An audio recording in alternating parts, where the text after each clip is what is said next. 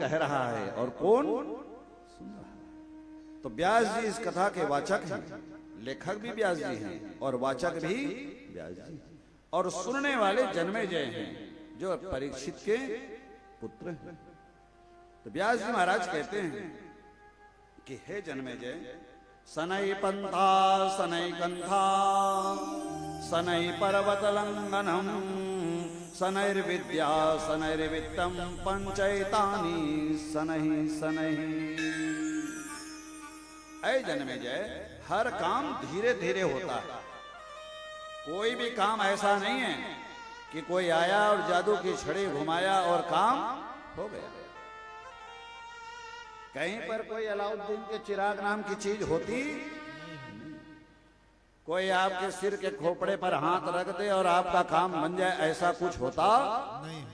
सनई पंथा सनई कंथा, आपको यदि कहीं जाना है तो आपको चलना पड़ेगा, और चलना पड़ेगा तो आप सोचोगे, अभी हमारे हरगोपाल जी बता रहे थे कुंभ गए 45 किलोमीटर चले हैं, तो वहां जाओगे तो वो 45 किलोमीटर आप सोचोगे उड़ के चला जाऊं तो ये संभव। सनई पंथा, वो 45 किलोमीटर धीरे धीरे आप चलिए, आपका मार्ग जो है वो पूर्ण हो जाएगा, आपको मंजिल प्राप्त हो जाएगी। इसलिए कभी किसी काम में हड़बड़ी नहीं करनी चाहिए, भागा दौड़ी नहीं करनी चाहिए। धीरे से रास्ता कटेगा, आप चलते जाइए, मंजिल आपको प्राप्त हो। थोड़ी तकलीफ हो सकती है, थोड़ा कष्ट हो सकता है। तो सनई पंथा सनई कंथा सनई पर्वत लंघनम, विशाल पहाड़ हो पर्वत हो तो धीरे धीरे पर्वत को भी लांघा जा सकता है। धीरे धीरे कोई सोचे कि दौड़ करके पहाड़ में चढ़ जाऊंगा, इधर से उधर हो जाऊंगा, तो ये होने वाला। सनई पर्वत लंघनम, तो बोले किसके समान? यथा पिप्पेलिका मूला, जिस प्रकार से चींटी, छोटी सी चींटी है,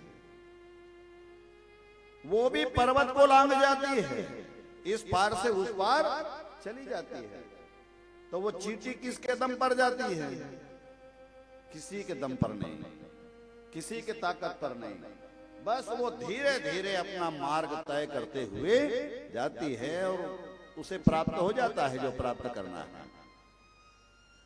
सनैर्विद्या सनैर्वित्ता, विद्या यदि आपको प्राप्त करना है तो धीरे धीरे विद्या आएगी।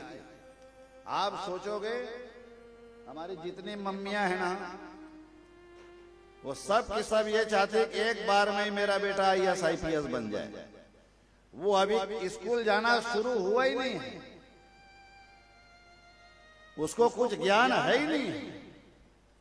जिस समय में उसका बाल स्वभाव रहना चाहिए, खेलने कूदने का समय रहना चाहिए, उसको जबरदस्ती ABCD रटवा रहे हैं। और कोई आ रहा है तो उसको जबरदस्ती उसको बोलते पोयम सुना, ये सुना, वो सुना। वो ये सोचती दुनिया का सारा ज्ञान इसके माथे में भर दूं, तो आपके सोचने से होने वाला नहीं है, ऐसा होने वाला नहीं है। आप उसका बाल्यकाल छीनिए मत, बाल स्वभाव को छीनिए मत, बालकों को अपने बाल स्वभाव में अपना समय व्यतीत करने दो, विद्या प्राप्त होगी उसे, आप अधीर मत होइए। तो बोले कैसे प्राप्त होगी? सनैर्विद्या सनैर्विद्या, धीरे धीरे आप प्रयास करते रहिए।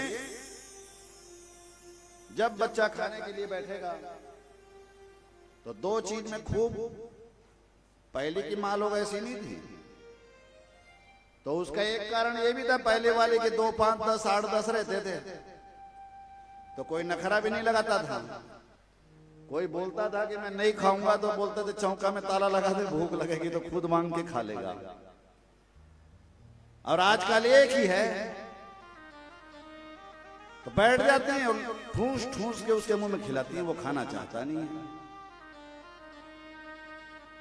तो एक तो खाने में उसको बहुत दक्ष बनाना चाहती है, और दूसरा विद्या में आपके खिलाने से खाएगा ऐसा नहीं है, वो खेलेगा, खूब क्रीड़ा करेगा, उछल कूद करेगा, तब वो भरपेट भोजन करेगा, उसको खेलने देते ही नहीं हो।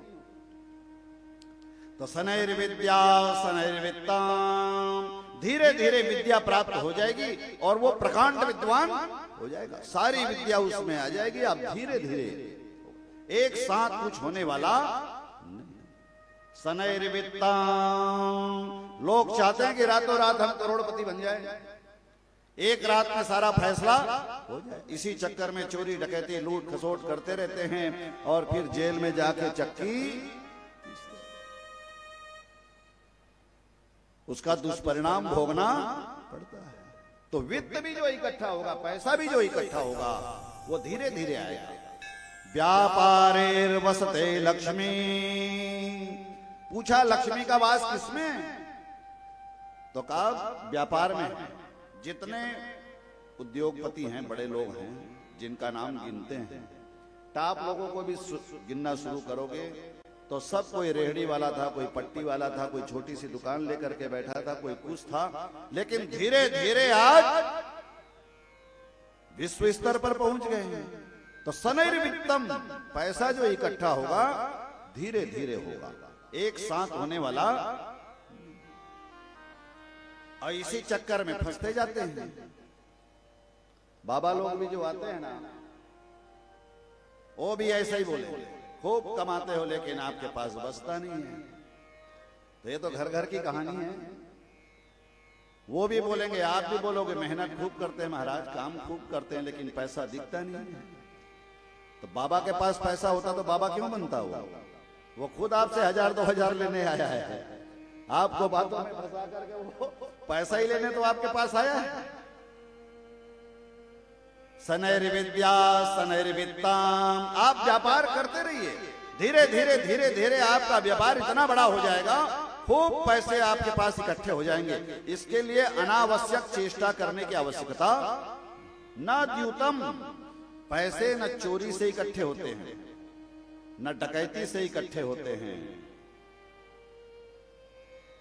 पैसे व्यापार से ही इकट्ठे होते हैं। न द्यूतम, जुए से भी पैसा इकट्ठा नहीं होता। कोई सोचेगा कि सट्टा में खेल लेता हूं, लगा देता हूं, रात भर में इतना आ जाएगा, तो आ तो जाएगा, लेकिन ये मान लेना कि जो है ना उसको भी लेके चला जाएगा। वो आएगा तो ले जाने के लिए आएगा, कोई आपके लिए आने वाला नहीं।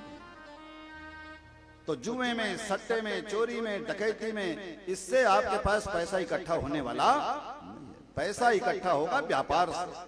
आप व्यवसाय करिए तो धीरे धीरे पंचैतानि शनै शनै, ऐ राजा जन्मेजय, ये 5 काम ऐसे हैं जिसको धीरे धीरे करना चाहिए। तो निश्चित रूप से मनुष्यों को सफलता मिलती है, वो जो चाहता है वो उसे प्राप्त हो जाती है। सुखदेव जी महाराज अब बड़े होने लगे, थोड़े बड़े हो गए, तो व्यास जी की इच्छा थी कि सुखदेव जी का ब्याह कर दें। हर माता पिता की इच्छा होती है कि ब्याह कर दें। तो जब बार बार सुखदेव जी से कहते कि सुखदेव, सुंदर ऋषि कन्या से तेरा विवाह कर देते हैं, तब सुखदेव स्वामी बार बार मना कर देते थे, मैं विवाह नहीं करूंगा, मैं तप करूंगा। तप बल तेजग सृजहि विधा, भय परित्राता, क्योंकि तप के द्वारा ही सब कुछ प्राप्त किया जा सकता है। तप अर्थात परिश्रम, मेहनत से ही प्राप्त किया जा सकता है। मैं तप करूंगा पिताजी, तपस्या करूंगा, मैं विवाह नहीं करूंगा। खूब समझाते सुखदेव स्वामी, बोले मैं सन्यासी बनना चाहता हूं, मैं ये गृहस्थ के झंझट में पड़ना नहीं चाहता। तो खूब समझाने का प्रयास करने लगे, लेकिन वो मानता ही नहीं था। तब एक समय की बात, व्यास जी ने कहा तुम ऐसा करो, ज्ञान लेने के लिए, पढ़ने के लिए राजा जनक के यहां जाओ। तो बोले राजा जनक मुझे क्या ज्ञान देगा, वो तो खुद सांसारिक बंधन में बंधा हुआ है, वो खुद 84 के चक्कर में पड़ा हुआ है, भले नाम उसका विदेह है। तो बोले तुम जाओ तो सही। तब सुखदेव स्वामी राजा जनक के यहाँ ज्ञान लेने के लिए गए। यम प्रव्रजंत मनुपेतमपेत कृत्यम। दरवाजे में जब पहुंचे तो द्वारपाल मिले। द्वारपालों ने रास्ता रोका, पूछा कौन हो तुम? तो बोले राजा जनक के द्वारपाल हो। तो बोले हाँ। ब्रह्मवेत्ता तत्ववेत्ता राजा जनक, जिनको देह का ज्ञान नहीं रहता। जनका सोभूत, जन्मना जनका सोभूत, जिनका जन्म ही नहीं हुआ है, मरे हुए शरीर को मथने से जिनकी उत्पत्ति हुई है, इसलिए उनका नाम पड़ा मिथिलेश। जिनका जन्म ही नहीं हुआ, इसलिए इनका नाम पड़ा जनक।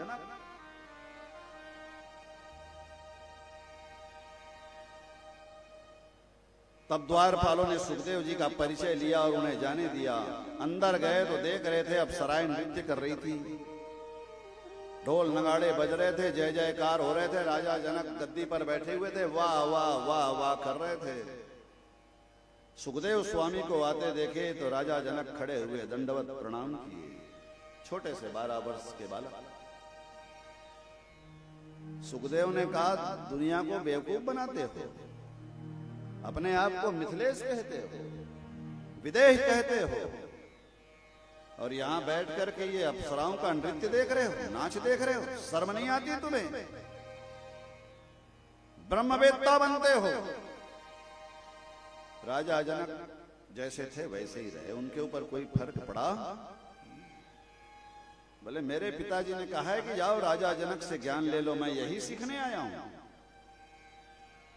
राजा जनक शांत भाव से सुनते रहे, न उनको क्रोध आता है न उनको प्रसन्नता होती है, एक भाव में समभाव में हमेशा रहते हैं।